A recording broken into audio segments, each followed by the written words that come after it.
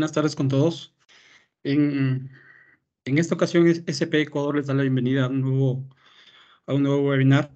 SP Ecuador este año 2022, el año pasado 2022 cerró con 500 miembros activos, lo cual nos llena de orgullo como organización.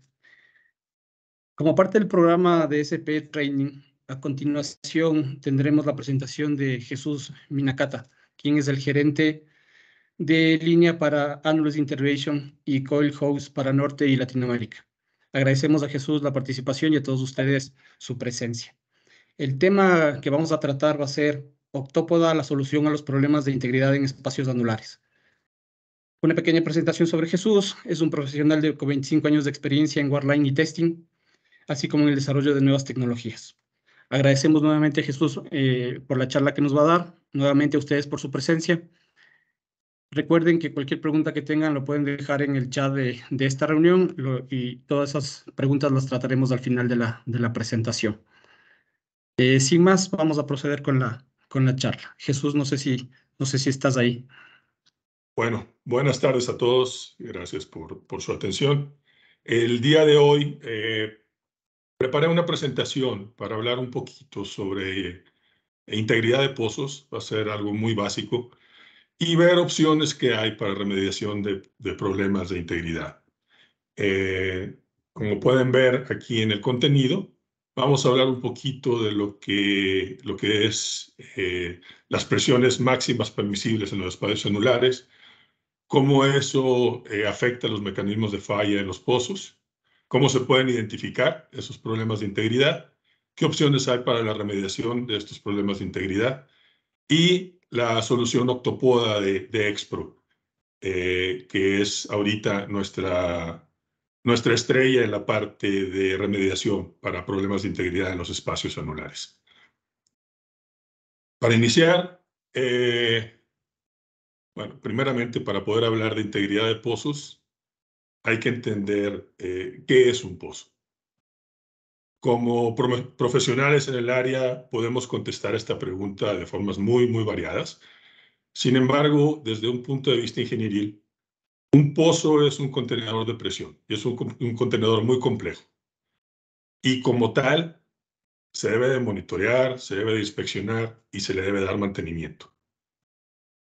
De su adecuado mantenimiento y observación depende la seguridad de tanto operadores, público en general y del medio ambiente. Por esto existe una rama que se llama gestión de integridad de pozos, cuyo objetivo principal es asegurar que todos los parámetros operativos de este contenedor de presión queden dentro de los límites establecidos durante el diseño de este contenedor, de este pozo. Normalmente definimos un problema de integridad al observar un aumento de presión en los espacios anulares. Estos aumentos de presión se pueden generar por fallas de integridad en las tuberías, por cambios en los regímenes de producción, por cambios en el mismo yacimiento, en el estado mecánico del pozo. Todo esto genera una variación, pero para poder definir qué es una presión sostenida, nosotros al momento de desfogar esa presión, tenemos que ver que esa presión se recupera nuevamente.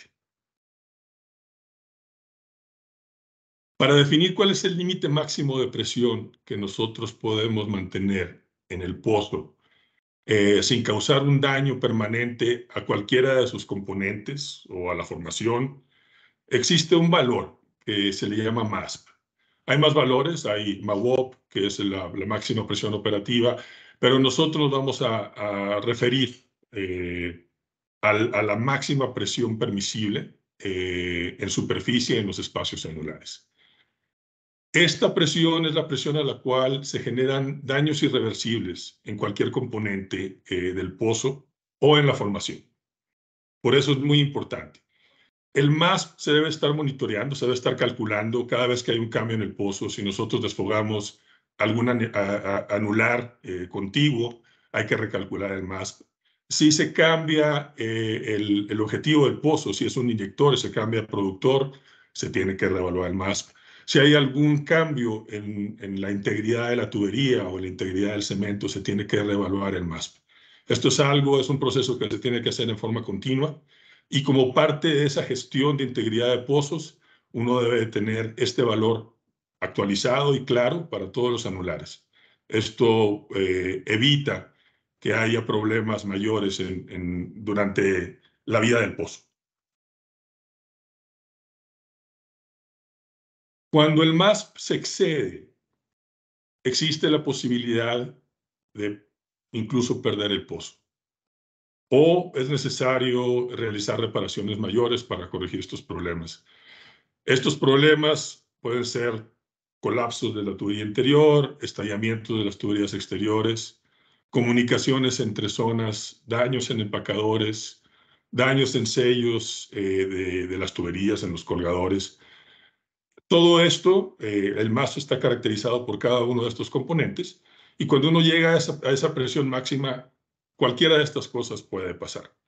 Se agrava más cuando son pozos viejos, cuando son campos maduros, porque en pozos de más de 15, 20 años, los criterios de diseño que se utilizaron para estos pozos no eran los criterios de diseño que tenemos actualmente. Y en muchas ocasiones esto se agrava con daños por corrosión, por erosión, incluso por cambios en la producción, simplemente porque el campo ya es maduro y empezamos a tener producción de H2S, de CO2, conificación de gas, que se llega a pasar a través de un microanillo en la cementación, a través de una fractura en el cemento, y esto agrava las condiciones de operación de los pozos. Es por eso que hay que estar siempre al pendiente de estos valores. También la formación define el valor máximo que puede tener el MASP. Porque si la presión que nosotros tenemos en el espacio anular es mayor a la presión de admisión de una formación, podemos tener ahí daño a las formaciones o incluso podemos dañar acuíferos. Entonces es muy importante considerar todos los factores de acuerdo a norma para el cálculo de este valor. De acuerdo a la norma ISO 16530-2, existen al menos 26 tipos posibles de fugas en un pozo terminado. Y cada mecanismo de fuga tiene que ver con fallas en las barreras de contención que existen en el pozo. Muchas veces en los pozos se presentan 2 o más mecanismos de falla en estas barreras y eso complica la identificación del problema de integridad. Y para nosotros poder remediar el problema de integridad en el pozo, es muy importante definir qué está causando ese problema de integridad y dónde está localizado dentro del pozo. Sin esta información, sin estos datos, es prácticamente imposible solucionar o mitigar los problemas de integridad de raíz. Ahora, ¿cómo podemos identificar las fallas de integridad en un pozo y cómo las podemos ubicar? Normalmente, y lo más sencillo, es un recorredor que va, revisa el espacio anular, ve que tiene una presión en el espacio anular. Estas presiones pueden ser relacionadas a efectos térmicos, cambios en las características de producción del campo o de un pozo en específico. Y al momento de ver esta presión, bueno, normalmente se desfoga el espacio anular. Si esta presión se recupera, podemos decir que tenemos una presión sostenida. Esta presión sostenida genera una alerta, ya que puede indicar una falla de integridad y puede ser el inicio de una degradación de otras barreras dentro del pozo que puede generar problemas mayores, sobre todo en pozos que están localizados en áreas pobladas. Actualmente en diferentes países existen pozos, incluso dentro de comunidades pobladas, que hacen que este tipo de problemas de integridad sean aún más críticos. ¿De qué otra manera podemos identificar o ubicar estas fallas de integridad? Bueno, tenemos nosotros registros eléctricos también. Dentro de los registros más comúnmente utilizados para identificar fallas de integridad, podemos mencionar el registro de evaluación de cemento, o CBL-BDL. el Cement Bond Log, Variable Density Log, que nos permite evaluar la adherencia del cemento a la tubería o a la formación, según sea el caso. Con este registro es posible identificar canales, microanillos, fallas de adherencia hacia la formación, y cuando hay presencia de gas, estos canales o microanillos pueden conducir el gas a superficie y generar estas presiones sostenidas. Para tomar este tipo de registros es importante que los pozos estén llenos de agua. Entonces, cuando el pozo está en producción, sobre todo si la producción, si está produciendo gas, es complicado tomar este tipo de registros. En algunas etapas del pozo no se toman estos registros y bueno, anteriormente se tomaban siempre. Actualmente en algunas etapas ya no se toman. Pero esa información es importante porque incluso para hacer un cambio de volúmenes en el espacio anular, conocer la cima de cemento es algo muy importante. Ahora, otro tipo de registro que es muy efectivo cuando uno trata de encontrar entradas de gas es el registro de ruidos-temperatura. Este registro se hace en estaciones, uno baja una herramienta que es un micrófono de alta resolución, se baja con una herramienta que registra la temperatura y se hacen estaciones. Las estaciones se hacen, primero se hace un registro con el pozo estático y después se hacen estaciones con el pozo dinámico y se escucha cualquier ruido ambiental que suceda en el casing principal o en los casings anteriores. Y con esto se puede identificar cualquier entrada de gas, sobre todo gas, porque el gas tiene altas frecuencias y es fácil de identificar. ¿Qué problemas tiene este tipo de registros? Que cuando hay que tomar o hacer tomas o estaciones someras, cualquier ruido ambiental que haya en superficie afecta estos micrófonos. Además, si el flujo no es lo suficientemente grande para generar una amplitud adecuada para hacer una interpretación, pues no se alcanza a ver absolutamente nada. Aquí pueden ver un ejemplo. De hecho, este es el ejemplo de uno de los casos de estudio que les preparé. Y ahí se puede ver claramente cuáles son las entradas de gas donde están ubicadas en el último track. Una forma muy efectiva de identificar también problemas de pérdida de espesores en la tubería son los registros electromagnéticos de espesores. Estos registros electromagnéticos de espesores nos permiten identificar posibles puntos de fuga en las tuberías mediante el uso de esta herramienta. Lo que hace es inducir corrientes y con estas nosotros podemos ver dónde hay pérdidas de material. Estas pérdidas de material son fácilmente identificables si los cambios en la pérdida de material son abruptos. Cuando son cambios que han estado lavados o pulidos por abrasión o incluso por corrosión, son difíciles de identificar. Pero nos da una buena indicación de dónde puede haber un agujero y de daños incluso en la parte externa de la tubería, que con otras tecnologías no se pueden ver. Para ver también integridad de las tuberías, se puede utilizar calipers electrónicos o mecánicos.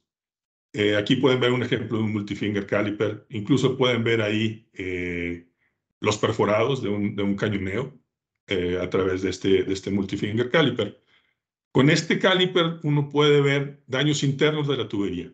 Limitantes de esta tecnología es que uno no puede ver qué es lo que está pasando en la parte externa de la tubería. Entonces, si por algún motivo tienen ustedes entrada alguna sustancia corrosiva dentro del espacio anular y eso le está generando corrosión en la cara externa del casing, eso no lo van a poder identificar con un multifinger. Como pueden ver aquí, bueno, hay más tecnologías que las que estoy presentando. Esto es un breve compendio. Pero aquí pueden ver que hay diferentes tecnologías que sirven para la identificación de problemas de integridad con diferentes características. Sin embargo, es necesario en muchas ocasiones el uso combinado de estas tecnologías para poder definir exactamente cuál es el problema. Ahora, Una vez que definimos el problema, ¿cómo podemos remediar una falla de integridad en los pozos? Normalmente, el método más comúnmente utilizado, y esto es a nivel global, es simplemente purgar la presión y luego tratar de aumentar el peso de la columna hidrostática para minimizar esa presión sostenida que se tiene en superficie. A este método se le conoce como lubricación y purga. Esta metodología, desgraciadamente, está limitada por condiciones del mismo espacio anular. La primera limitación que tenemos es el MASP, porque únicamente vamos a poder represionar hasta un valor menor al MASP para poder hacer inyección de fluido. Necesitamos un colchón de gas, porque si no, no es posible inyectar un fluido de mayor densidad. Ese fluido va a salir por la línea de retorno sin siquiera entrar al espacio anular. Y este ciclo se tiene que repetir.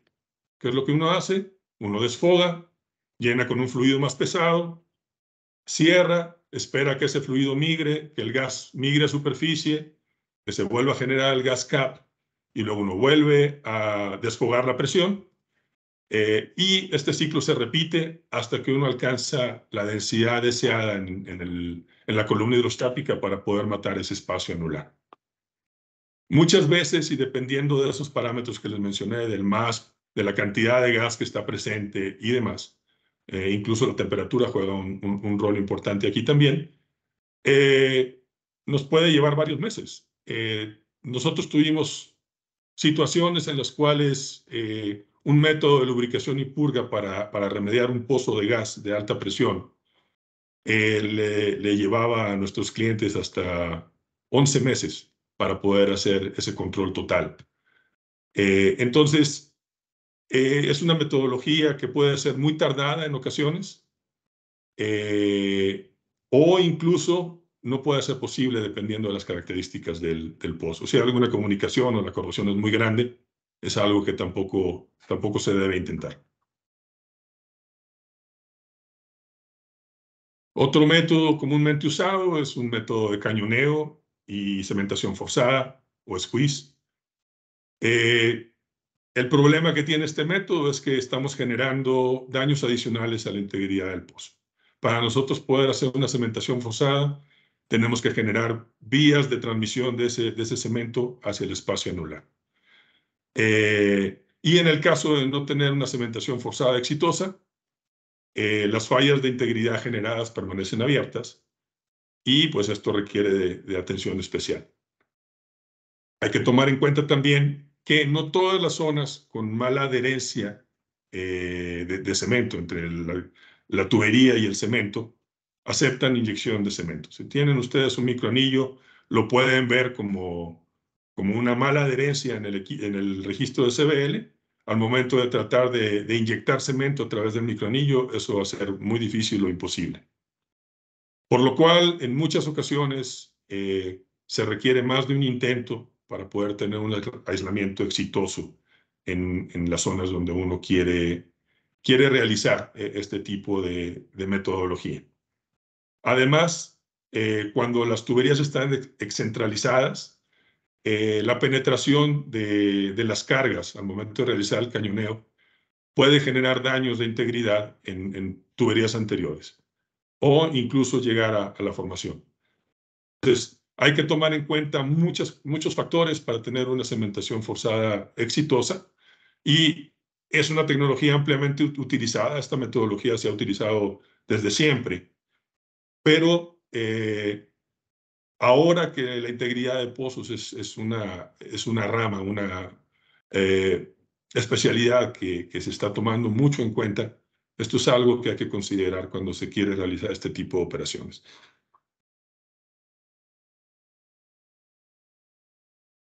Una opción última, se puede decir, es la utilización de los equipos de workover o incluso equipos más grandes. Con una intervención mayor se pueden resolver la mayor parte de los problemas. Bueno, se pueden resolver todos los problemas. Pero pues se requiere planeación, sobre todo por la movilización de equipos cuando la actividad es alta, como es el caso en estas fechas o en estos últimos meses. Para poder mover un taladro de workover o de perforación a un pozo fuera de la planificación que ya se tiene en el año, eso puede ser extremadamente costoso. Y también requiere equipos adicionales, equipos periféricos, que generan también altos costos en la operación. También hay que considerar los materiales que se deben utilizar para hacer la mitigación completa de los problemas de integridad, que muchas veces incluyen cortes de tubería, molienda de cemento o de cualquier tipo de aislante que se haya utilizado, y eso puede acarrear problemas adicionales. Además, hay que mencionar que para poder hacer una intervención con un equipo convencional de workover, el pozo se debe de matar. Y esto puede afectar también la producción de este pozo una vez que se trate de revivir o de poner en producción nuevamente el pozo.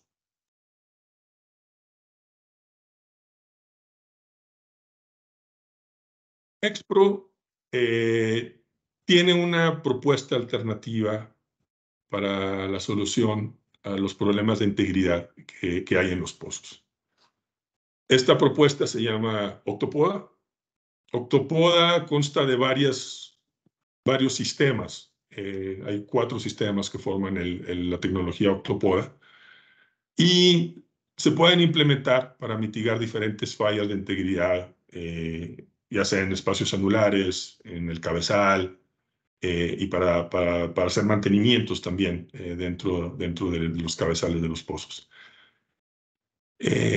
En las aplicaciones que están dentro de la tecnología Octopoda, podemos mencionar los cuatro sistemas que tenemos. Son el sistema de intervención anular, el sistema de inyección de selladores. Tenemos un sistema que se llama herramienta múltiple, que se utiliza para mantenimiento de cabezales. Y tenemos tapones en línea, que cuando no existen perfiles VR en las ramas laterales del pozo, nosotros podemos poner estos tapones. Tienen limitantes, máximo son 700 PSI, pero no requieren ningún perfil VR para poderlos enroscar. Estos ni cuñas tampoco. Estos sellan con elastómeros y nos pueden generar una barrera adicional en caso de que se requiera realizar mantenimiento y las barreras existentes no estén funcionando. Aquí el que pueden ver en la diapositiva que estoy proyectando en este momento es el sistema de intervención anular. Actualmente tenemos 2 sistemas en Latinoamérica. Uno está ubicado en Colombia, otro está ubicado en Argentina. Pero como vamos a ver en un momento, son sistemas muy pequeños que se pueden mover fácilmente vía aérea, incluso se pueden heliportar. Y esto es una ventaja muy grande porque se pueden mover muy rápidamente de un lugar a otro. A continuación les voy a presentar un video. Este video es una simulación de problemas normales de presiones sostenidas y cómo se pueden resolver con el sistema de intervención anular. Como les mencionaba hace un momento, normalmente uno se da cuenta que tiene un problema de integridad cuando empieza a haber algún tipo de presión en superficie. Si existe algo de presión por efectos térmicos y de pronto esa presión aumenta, eso ya suena las alarmas y hay que verificar qué es lo que está sucediendo. O si el espacio anular es un espacio anular que no tenía presión y de pronto empieza a tener presión, hay que sonar la señal de alarma.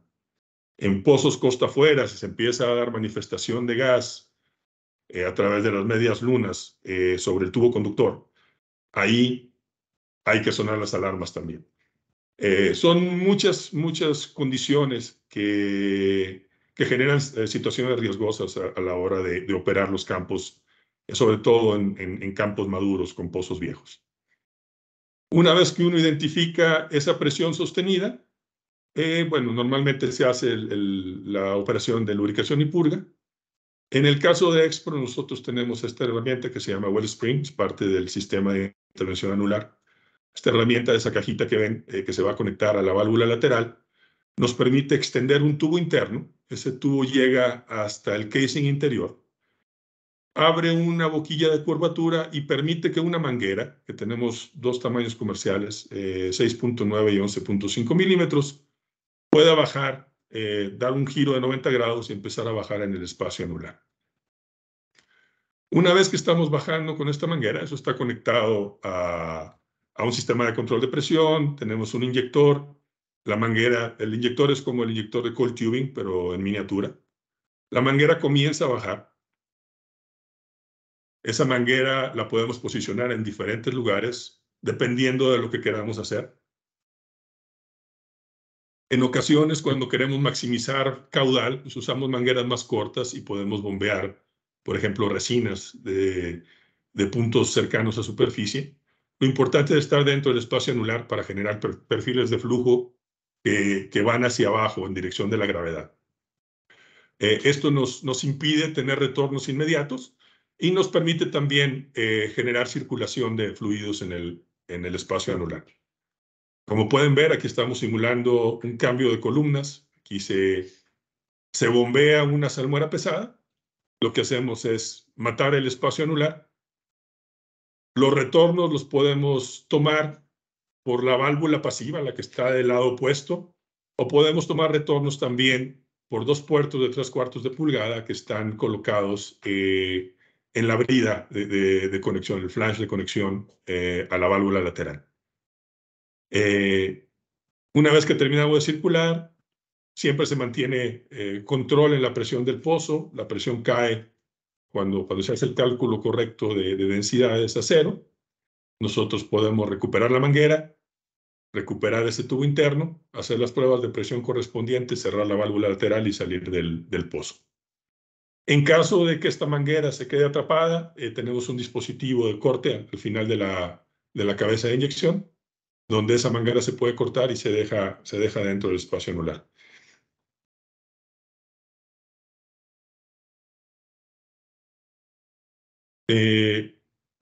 Les voy a mostrar ahora las características, espero que puedan ver bien los números, están un poco pequeños.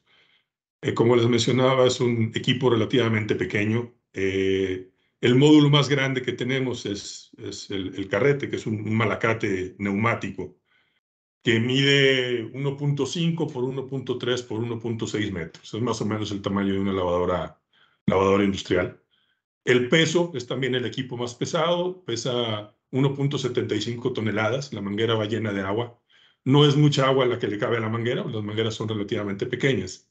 Y la presión máxima de bombeo a través de esa manguera son 10.000 psi. La segunda pieza más grande y más pesada que manejamos son las bombas de alta presión. Normalmente utilizamos dos. Y estas bombas miden 1 metro por 56 centímetros por 72 centímetros. Y el peso de estas bombas son menos de 200 kilogramos.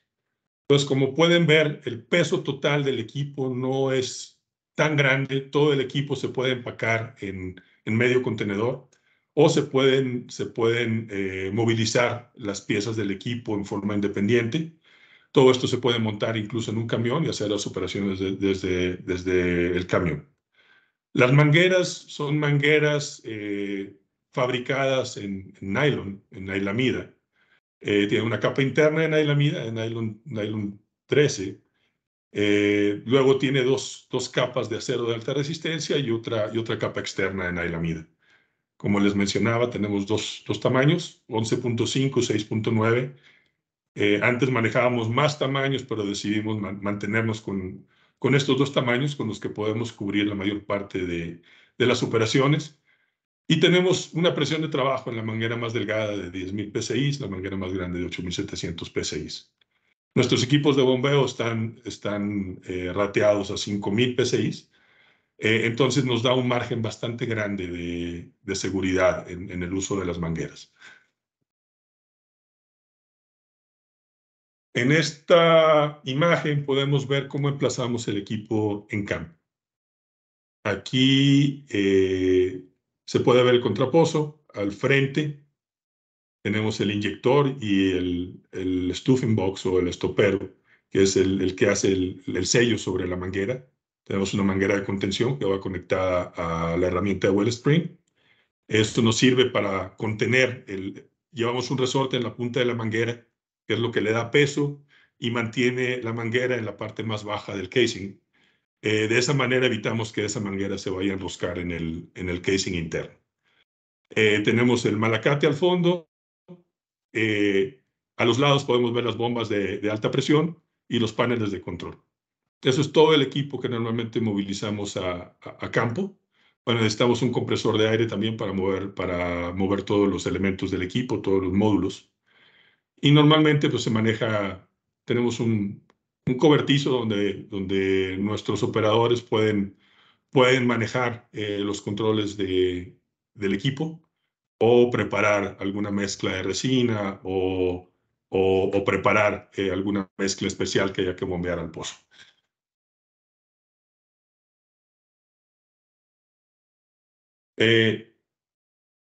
A continuación, esta es una fotografía de nuestro servicio de selladores. ¿Cuándo utilizamos el servicio de selladores? Cuando tenemos una fuga en los sellos primarios o secundarios, en los colgadores de la tubería.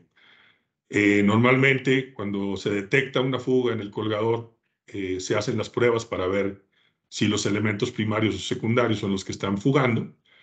Y entonces nosotros podemos llegar a hacer una limpieza de la cámara donde se van a inyectar estos selladores. Inyectar los selladores a presión, se inyectan a presión para forzar estos selladores a través del punto de fuga y después se desplaza el resto del sellador que haya quedado en los puertos de lubricación del colgador con grasa o con aceite hidráulico y se espera el curado del sellador. Tenemos selladores de alta densidad y baja densidad, dependiendo si el punto de fuga está por abajo o por arriba del punto de inyección. Y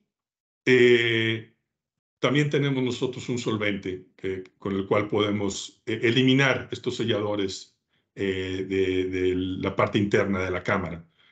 Este sellador es de un material diferente al de los elastómeros que se utilizan en los sellos, por lo cual el solvente no afecta a los elastómeros, pero sí afecta el sello que estamos nosotros generando.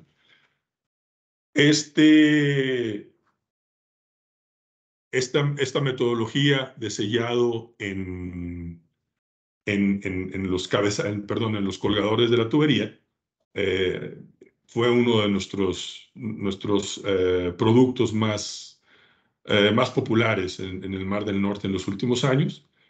Como pueden ver aquí, al día de hoy nosotros hemos hecho más de 35 operaciones en campañas en diferentes pozos en el Mar del Norte para minimizar este tipo de situaciones. Estos equipos no los tenemos en la región, pero son equipos que están disponibles en Noruega y que también son pequeños, se pueden transportar fácilmente. Ahora me gustaría hablar un poquito con ustedes de los casos de un par de casos de estudio. Dos de las tres operaciones que hemos realizado de las 4 operaciones que hemos realizado en la región. En este primer pozo, este pozo está localizado en Piedemonte, en Colombia. Este pozo originalmente era un pozo inyector que fue convertido a productor. Este productor, por diferentes problemas, comenzó a tener comunicación de gas hacia los anulares A y después al anular B. Tenía una producción, bueno, es un pozo con una producción bastante grande de gas. Al ser originalmente un pozo inyector, los diseños de las tuberías exteriores no fueron diseñados para ser herméticas a gas. Entonces, encontramos roscas butres en las tuberías exteriores, ya para pasar al anular C, y existía una gran consternación por parte de nuestro cliente de que cualquier filtración de gas a través de estas conexiones hacia el espacio anular C, podía generar un colapso en la tubería interior. Era un pozo bastante, bueno, ya un pozo maduro, y esto podría significar el abandono de este pozo. Este pozo, a pesar de contar con los reportes de cementación, no contaba con un registro de cementación para esa tubería en específico, y el tope de cemento que se proporcionó cuando se comparó con el volumen de cemento bombeado, la diferencia era bastante grande. Entonces, para poder nosotros calcular volúmenes de bombeo y calcular también los volúmenes de resina en un momento dado, para mitigar o sellar, hacer un colchón hidráulico y hacer sellos dentro del espacio anular, pues requerimos nosotros los datos internos del espacio anular. Como no se contaba con esto, nosotros desarrollamos un algoritmo para poder calcular ese tope de cemento mediante la medición del comportamiento de las densidades, dependiendo de la dilución que tenía la salmuera que estábamos nosotros bombeando en ese espacio anular, a través del tiempo. ¿Qué hicimos nosotros? Empezamos a bajar. Al final preparamos propuestas para 3 casos diferentes, tomando los casos más críticos y algún caso intermedio. Nos preparamos para cualquiera de los 3. Y cuando empezamos a bajar con la manguera, nos dimos cuenta que la cima de cemento estaba a la altura del zapato, que era lo que queríamos asegurar. Al llegar ahí, nosotros empezamos a bombear una salmuera de 9.4 ppg para desplazar el agua y cualquier otro producto que estuviera dentro del espacio anular. Después de desplazar toda esa columna y dejarla homogénea, nosotros colocamos un tapón de resina, una resina densificada a 10.5 ppg sobre la cima de cemento. Se llenó el espacio anular, o estaba lleno cuando hicimos la colocación de la resina. Se dejó en observación, no hubo ninguna manifestación de presión. Se hizo una prueba hasta el valor máximo del MASP que tenían, utilizando los valores del MAWOP, utilizando los valores de la salmuera que habíamos utilizado. Y después de eso se dejó el pozo en paz.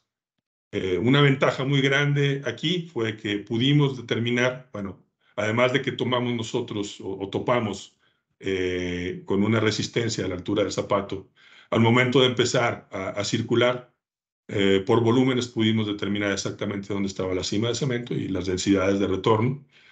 Y además, para este pozo en específico, nunca se cortó la producción. Durante toda la operación el pozo se mantuvo en producción, lo cual fue muy positivo para la operación de nuestros clientes. En el siguiente pozo, este pozo, por cierto, fue el primer pozo que hicimos nosotros en el continente. Este segundo pozo fue un pozo en el cual se identificó primero una presión sostenida. Cuando se bajaron registros eléctricos para ver la ubicación de esa presión sostenida, por dónde estaba entrando el gas, se observaron 2 puntos de entrada. Uno era a través de la cima de cemento, probablemente había una fractura en el cemento, estaba pasando por ahí gas. Y después se observó un paso de gas hacia el anular C, cerca de superficie, a 42 pies. En este caso, para poder mitigar ambos puntos de entrada de gas, requeríamos nosotros colocar 2 tapones de resina. Aquí, este fue un pozo inyector. El problema no era con la inyección, simplemente que tenían una migración de gas que estaba llevando ese espacio anular a los máximos valores permisibles, y este pozo estaba cerca de una comunidad. Entonces, el riesgo inherente, simplemente por la presencia de la comunidad, se convirtió en un pozo crítico para resolver este problema. ¿Qué hicimos? Aquí igual nosotros circulamos para homogeneizar la columna. Se arrojó una resina pesada sobre una salmuera de 9.4 ppg. Aquí usamos formiato de sodio. Se colocó este tapón de resina en el fondo. Después movimos nuestra manguera hasta 62 pies. Se desplazó de 62 pies hacia arriba con agua fresca. Y a 62 pies colocamos una barrera de 40 pies de resina en superficie para tapar esa comunicación que tenían en la parte superior. Una vez que se realizó eso, se esperó curado de la resina, se dejó este pozo en observación por 72 horas y no se vio ninguna manifestación de presión. Ese pozo quedó en cero, con lo cual el pozo se puso nuevamente a inyectar y se dio por terminada la operación. Este pozo fue la primera vez a nivel mundial que se pusieron 2 tapones de resina en un mismo espacio anular y lo hicimos en una sola carrera.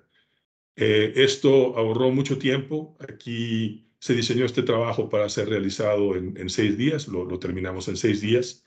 El pozo anterior era un espacio anular bastante grande. Ahí el diseño del trabajo se esperaba en 13 días, igual lo terminamos en 13 días. Como pueden ver, realmente las opciones que tenemos en cuanto a bombeo y mitigación cuando uno está dentro del espacio anular, pues son muy grandes. El uso de esta tecnología nos ha permitido la implementación de alternativas para la mitigación de problemas de integridad que anteriormente no se podían contemplar, que no había manera de hacer esto, sobre todo cuando había presiones sostenidas en los espacios anulares. Ahora, pues tenemos esta posibilidad y en conjunto con nuestros clientes, pues hemos realizado operaciones bastante ingeniosas para la solución de problemas de integridad en diferentes partes de los espacios anulares. Bueno, ahora me gustaría abrir un espacio para responder a sus preguntas, así que estoy a sus órdenes. Muchas gracias, Jesús. Muchas gracias por el tema muy interesante, sobre todo para un problema muy como que es más común de lo que pensamos, ¿no? Comunicación en espacios anulares. Si te parece, revisemos un poquito las preguntas de la audiencia. Les invitamos para que, por favor, las preguntas que tengan la pongan en el chat. Tenemos una, Jesús, si quieres la puedes ver directamente de ahí. Nos están preguntando, muchas gracias, Paulo, nos están preguntando sobre el diámetro de las mangueras que se utilizan en el espacio anular para trabajar sin restricciones. Sí, claro que sí. Como mencioné, tenemos dos tamaños comerciales. Una es 6.9 milímetros, que sería como un cuarto de pulgada, y la otra es 11.5 milímetros, que es más o menos media pulgada. Lógicamente, los caudales que manejamos, sobre todo si queremos llegar a profundidades importantes, son caudales muy bajos, pero nosotros hacemos toda la simulación del trabajo para cuantificar cuál es la longitud óptima de la manguera para maximizar caudales y asegurarnos de que lo que estamos bombeando llegue a fondo antes de que empecemos a tener retornos en superficie. Pero son los dos tamaños comerciales que manejamos. Gracias, Jesús. Aprovecho, te hago una pregunta yo, mientras nos llegan las demás preguntas del chat. El tiempo, los tiempos que se necesitan para la circulación, ¿de qué tiempos estamos hablando, el estimado que ustedes manejan? Sí, depende mucho del volumen que existe en el espacio anular. Si tenemos un espacio anular que está entre 9,5 octavos y 7 pulgadas, normalmente los volúmenes no son tan grandes, sobre todo si la cima de cemento está cerca de superficie. Bueno, relativamente, ¿no? Pero cuando estamos hablando de anulares exteriores, donde tenemos ya tubería de 13, 5 octavos, que es generalmente el tipo de problemática con la que nos enfrentamos en forma más cotidiana, con 9 a 5 octavos de diámetro de la tubería interior, los volúmenes que se manejan son bastante considerables. Entonces, ahí nosotros tenemos que ver cuál es la longitud óptima de la manguera, porque realmente si usamos longitudes máximas de las mangueras, que para 6.9 generalmente utilizamos 500 metros, porque más de eso nos daría caudales pues prácticamente inexistentes. Y 11.5 podemos montar hasta 2000 metros en los carretes. Actualmente todos los carretes los tenemos montados con 1000 metros de manguera para mantener caudales de alrededor de 5 litros por minuto. En el caso de esas mangueras, podemos nosotros, si reducimos las longitudes, incrementar esos caudales hasta 10, 12 litros por minuto. Pero depende mucho del diseño del pozo. Y dependiendo del volumen, pues es simplemente dividir el total del volumen entre el caudal que estamos manejando. Y si hay que bombear una salmuera dentro de un colchón de agua fresca, pues eso también se va a diluir, vamos a tener algo de difusión de esa salmuera y esto va a requerir un mayor volumen, lo cual va a requerir también un mayor tiempo. Entonces es relativo, pero estamos hablando de operaciones que pueden durar de un día hasta varias semanas, ¿no? Dale, muchas gracias. Nos está preguntando también Jesús sobre la profundidad máxima. Gracias, Edison, por la pregunta. La profundidad máxima en la que se pueden realizar los trabajos. Me parece que lo habías comentado durante la charla. Claro que sí, Edison, gracias por la pregunta. Ahorita el récord mundial de profundidad que tenemos es aproximadamente 500 metros, 1700 pies. Eso se logró en Rumania. Antes de eso, nosotros teníamos el récord mundial en una de las operaciones que hicimos en Colombia con 350 metros, más o menos. Entonces, es más o menos lo que se ha alcanzado. Lógicamente, hemos entrado en espacios anulares problemáticos. Probablemente cuando entremos en un anular A que no tenga accesorios, pues podemos llegar a una profundidad mayor sin ningún problema. Desgraciadamente los espacios anulares son cajas negras, no sabemos lo que hay adentro y normalmente los pozos con problemas son pozos viejos, entonces ni siquiera los clientes saben lo que hay adentro. Es llegar casi a ciegas, tratar de circular para tratar de obtener la mayor información posible y de ahí tomar decisiones. Tal cual, gracias. Hablando un poco sobre las resinas, nos preguntan qué tipo de polímeros o productos se utilizan para sellar filtraciones o fugas. ¿Deben tener algún detalle del tipo de fluido a utilizar, gas, agua? Sí, sí, sí. Actualmente, bueno, la resina que estamos utilizando o que hemos utilizado con éxito en las últimas operaciones ha sido una resina epóxica. Hay otro tipo de resinas poliméricas que también podemos utilizar.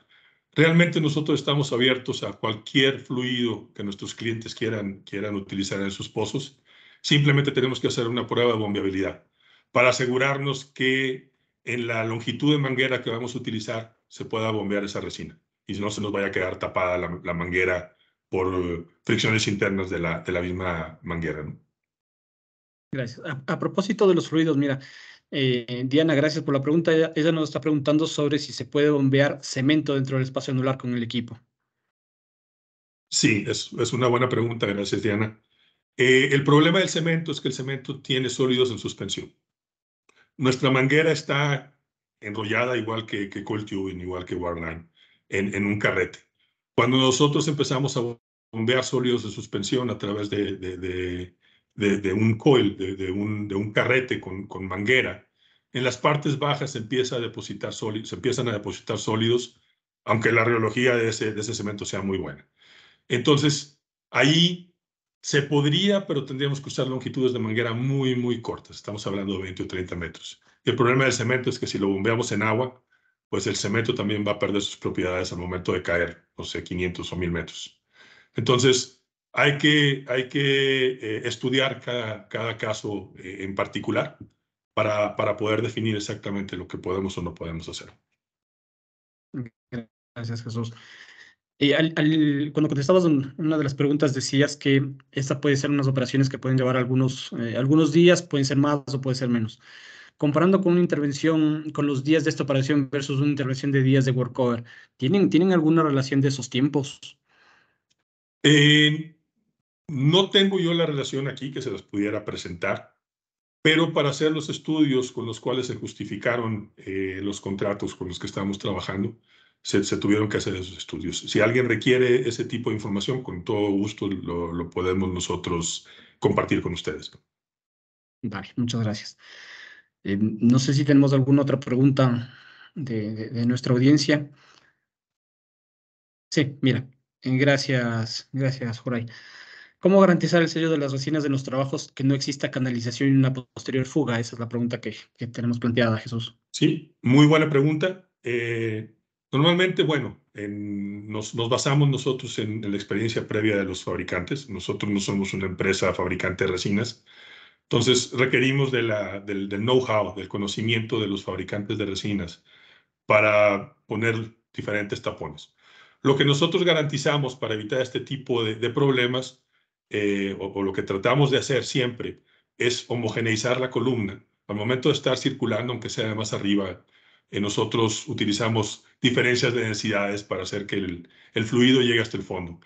Entonces, con esta circulación nosotros tratamos de limpiar lo más posible, de tener una columna homogénea, y el siguiente paso para garantizar un sello uniforme y que no haya canalización es el volumen de resina bombeado.